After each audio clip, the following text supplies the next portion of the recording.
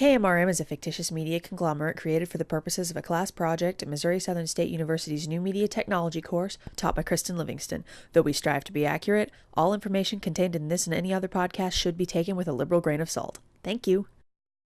Welcome to KMRM's College Talk Podcast. We're recorded in our studios in Joplin, Missouri. Thank you for tuning in to KMRM's College Talk Podcast. KMRM, the world's best from the Midwest. Hello and welcome to KMRM's first podcast. I am Dustin Sisney along with Kate Inman, Lexi Nicholas, and Wade Harper. And we are discussing podcasting what, Lexi? All right, we are going to be talking about the recent suicide of Rutgers freshman Tyler Clementi after his roommate posted a video of him having a sexual liaison with another man. He went and jumped off the George Washington Bridge. It's not the first time that the country's had to address the issue of cyberbullying, bullying in person leading to suicide. And as college students, we're in a unique position to address that issue. So we're going to do a little round the horn here and talk about what approach needs to be taken towards cyberbullying and suicide, if the law needs to get involved, or if that's an issue of personal responsibility.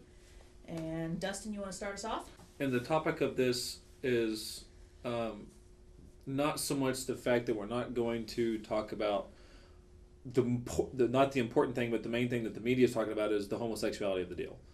That's not what we're wanting to talk about. What we're wanting to talk about is the fact of the bullying, the picking on people, regardless of sexual preference. You know, gay, straight, transgender, doesn't matter. You know, the topic of the bullying issue, whether it be cyber inflicted or it being, you know, person to person, like Wade had said earlier, you know, do it face to face, we're going to do it to somebody.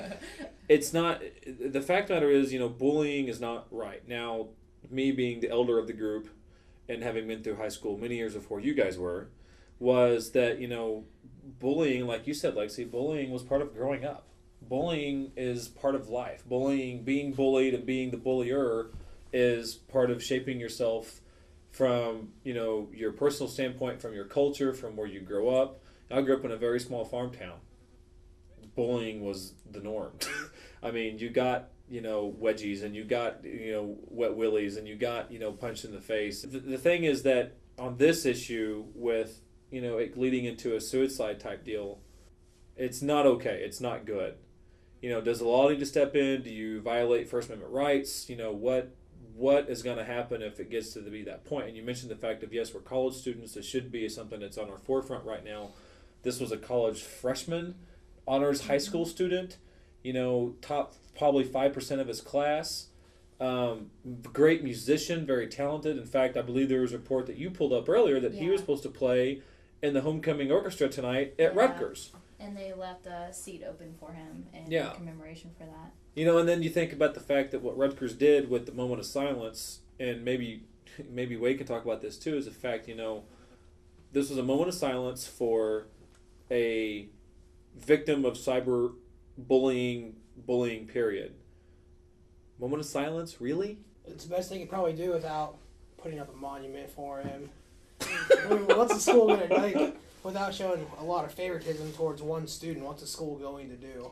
Yeah, but even the local newscasts do not like to advertise anything about suicides. We're very, like, I was at work this past week, we're like, no, we don't want to do a story on that, you know, but suicide, it's a very touchy subject. In sort of in response to what Dustin had said, and it sort of goes with how much technology we've all gotten used to just in the past couple of years. Yeah, bullying was part of growing up, but then you dealt with the direct consequences. You trip somebody in the hallway and they beat your ass. Now we're used to immediate gratification via technology. There are no consequences. You don't give that other person the chance to punch you in the stomach. It is a very indirect and, in a lot of ways, cold method of bullying. You get the gratification of harassing your fellow students, but there are no consequences, at least not to you directly. I think it's always easier to do something and not having to be seen to do it. You know, like you said about the technology we have. And I would hate to be a teen now, I really would, with the advancements in internet and social networking that, I mean, you can treat anyone how you want to treat them, you don't have to see them, ever, just through the web. If legalities do get involved in this, what does that do, if anything, in violation of First Amendment rights or the freedom of speech? Well, when the law does have to get involved in, I mean, ideally, this shouldn't be a legal issue. This should be an issue of personal responsibility.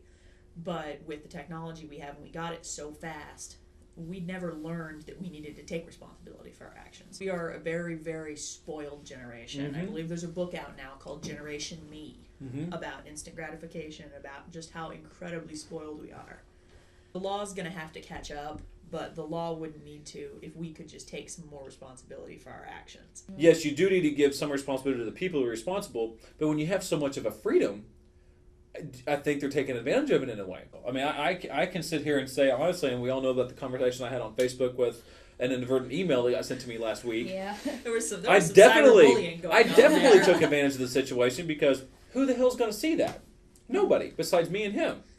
Just for some backstory here, Dustin said some distasteful things to a member of the same sex who was making a pass at him. Things that, Dustin, I'm guessing you probably would not have said to him if you were there with him in person. And you think about it, yeah. Well, not all of them, but most of them probably did. Okay, maybe I was wrong. It comes to the point of the person who receives that message. You know, Yeah. if he had done that in any other way except the way he did, it would have been okay. But I've definitely been, approached by another man before in a polite way and an impolite way. The way that young man did it, to me, was an impolite way. Yeah. But it was the way I received the message. It's the way that Tyler Clementi, of course, received the message, but everyone saw his message. That was the problem. problem, is everyone That saw was the Tyler's problem. message. Exactly. It wasn't a message that he chose to share. And it's with like everyone Wade said, else. too. We don't know, of course. Granted, yes, we are the world's best radio station from the Midwest. We do have connections from any other part of the world, and if not the country. But we don't know everything as media about Tyler Clementi. No one knows everything about him except his family, his friends, and whatever person he may have worshipped or whatever. But, we don't know about him in the past to know just the fact that, okay, obviously he was a closet homosexual. The word got out. He was bullied and he killed himself. How long has this been going on for him? We don't know. It's like you said earlier. I mean, he could be the only one that knows, the trigger that, finally got pulled. Mm-hmm. This could have just been the final straw. It could have been happening for years, or stress from being a freshman in college. And then the all bullying that- on top of it and probably broke the bullying. camel's back. Mhm. It was the straw that broke the camel's back. We looked at some news reports earlier about how many years ago was it, Lexi, that the girls bullied the girl for 3 months and she killed herself? I believe it was just last year, actually. Was it last year? But there was like 3 or 4 girls that were bullying this one girl in a hazing type I don't situation. think it was just women either. Oh, it was other sexes as well. Mm-hmm. How closely is that related to the word bullying? Hazing was brought into the limelight years ago when high school and college football players were killing themselves or got killed from the hazing rituals. Then the law stepped in. We don't hear as much about that anymore. It still happens. Just like racism still happens. Just like sexism still happens. Everyone wants to believe it doesn't. It does. The biggest thing about a bully is you pop him once, he's going to leave you alone. If Clementi could have ever had the opportunity to stand up for himself, but like you said too, we live in such an enriched environment right now with with social technology and internet technology and social networking. How can you defend yourself? Thank you, Dustin, for having made my point that you can't pop someone on the internet. You can surely can't. try. You But- can poke them back on Facebook, but that ain't going to do anything. I mean, it's not going to do anything. Really quick, let's just go around the circle here and give some very brief opinions on whether or not this is a personal issue that we need to solve as students, as people, or whether or not the law needs to step in on this.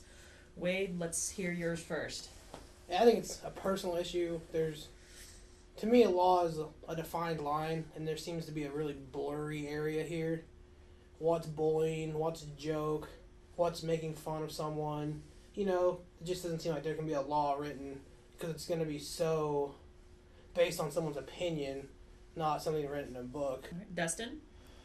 I think that I agree a little bit with Wade in the fact that it is, the person's responsibility or how they interpret the message. And that's kind of the point I was going to take as well was, it's not always the bullier's fault that person did XYZ to themselves or for revenge. We all have breaking points. We all have limits. And when we get pushed and get our back up against the walls, what we do to defend ourselves to get away from that situation. Unfortunately, bullying is easier to do because of the web, because of social networking, because of unmandated laws that maybe need to be stricter for, that type of medium that the message gets through. I hate it for, the people who have suffered from that over especially the last 5 years, since this has gotten really, really big. But I think that it needs to be some more responsibility on, and dare I say it, the parents and family who raise these children. Okay, Kate? Well, I kind of agree with both of the guys so far and their points. I mean, okay, we create a law for either it be cyberbullying, you can't say this or blah, blah, blah. How are they going to be able to enforce that? How are they... I could still get on and be like, oh, F you, you're such a blah, blah, blah, beep, beep, beep, whatever. And how could I get caught? So I think there is such a gray area when it comes to creating these laws. Whose responsibility is it? These kids that are teens and younger, they're getting cell phones nowadays when I wasn't even driving a car by that time, and heck, the only problem I had in high school was like, oh man, all these kids get to drive and I can't drive yet, blah, blah, blah. And I lived in a very rural area, a very small high school. Heck, I didn't even know half the time. I didn't really know what gay meant. I didn't really know what that's. I didn't even see it either. I mean, I think it is the parents' responsibility to teach these kids, it's not right to bully these kids. It's not right to bully anybody else. It'll happen, but I think it does come down on the parents' shoulders of whose responsibility it is. Lexi? And this is sort of the two-sided answer. I would love to be able to agree with everyone that it's a personal responsibility issue, because it should be. It absolutely should be the responsibility of parents and of students. Parents to teach their kids, students not to harass their classmates, but it should also be the responsibility of people as a whole not to shoot at their neighbors. It should be the responsibility of people to take care of those in need. We don't do any of that. We have the police to prevent us from shooting at our neighbors, and we have social welfare groups to take care of those in need. If we could take care of the problems in-house, we would have. I would love to be able to say I think that the law doesn't need to step in and that there doesn't need to be any kind of legal ramification for issues like this. While I think the only person who can commit suicide is the person jumping off the bridge, and that no one can make you do that, if this issue was going to be something we could solve in-house, we would have by now. And I think, unfortunately, the law is going to have to step in. I don't know what the regulations are going to be. I don't know what the rules are going to... It's unfortunate, but it's something that I think higher power is going to have to take care of. Well, that's it for this week's discussion. We thank you all for listening very much. Tune in next time when we will hopefully have maybe some musicians. But we'll let you guys know that when we know. You'll be the second ones to know. Again, thanks for listening to KMRM, the world's best from the Midwest. And until you get to hear us next time, stay safe. Thanks.